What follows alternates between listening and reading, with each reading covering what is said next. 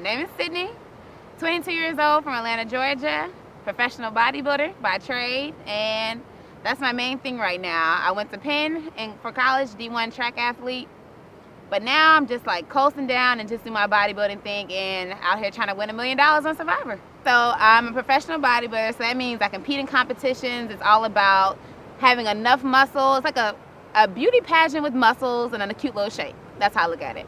Basically, for bodybuilding competitions, you get on stage, you have a two-piece, it's all decked out in your rhinestones, makeup flawless, eyelashes twirling, hair flipping, all that good stuff. And you walk on stage, and the judges basically judge you on your muscles and how toned you are, how lean you are, stuff like that. I went to college at the University of Pennsylvania. Go Quakers!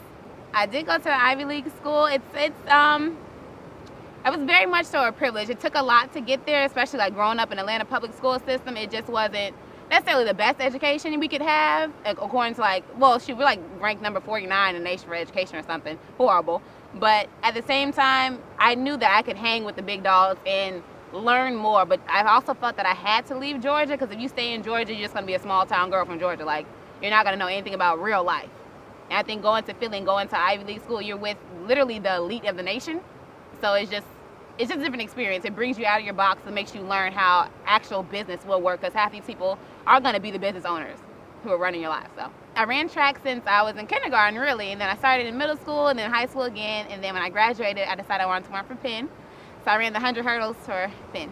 I was doing a lot, and I've always done bodybuilding and track at the same time, which most people say can't be done. I'm just like, well, you don't know me, so shut up. So I've always done that since high school. I've always was on a diet trying to run at the same time, which everybody knows they don't go together. You can't be trying to monitor what you eat in terms of like carbs and things like that, because you need them to run. But at the same time with bodybuilding, they clash. It depends on what's going on. So I managed to find a way to get both going at the same time, and got me here. I wanted to do Survivor because I knew it was going to be a challenge. It's a challenge in all aspects for me, because this is my second time out of the country, and at the same time, like, I had to learn how to swim and everything like that. So it was more so a life-changing experience. I knew this show would be changing my life for the better in terms of my personal growth and learning how to deal even further than my regular life, but just taking it back to like the archaic days when you didn't have phones and all this other stuff. You actually learn how to be with yourself and handle yourself and do everything more so on your own than having to live in a society where everything is done for you. And I knew Survivor would challenge me to do that, and I think it's one of the realest shows there is. I think being as fit as I am will be an advantage and disadvantage, because off bat, girls are already gonna be intimidated. Like, it's just, that just is what it is. The guys, like I said, will be more open to it, just depending on how they are. But off bat, I think it'll be good. It can get me to the merge, possibly a little bit before the merge, based on we have to win challenges.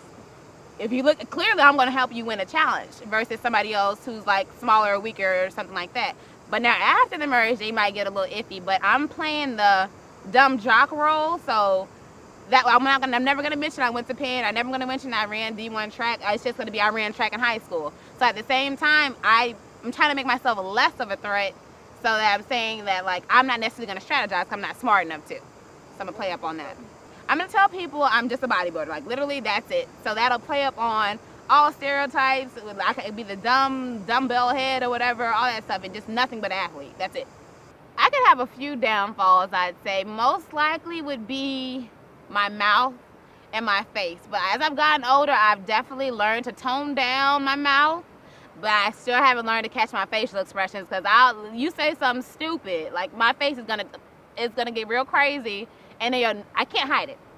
And that's a tell to me. Like, it's like playing poker, it's a tell. When I start turning up, my lip gets a little like I start looking kind of ways or squinting a little too low, that's when you know you said something stupid. And I feel like that could be offensive to some people. People are like, why is she looking at me so like that? Why is she so mean or something like that?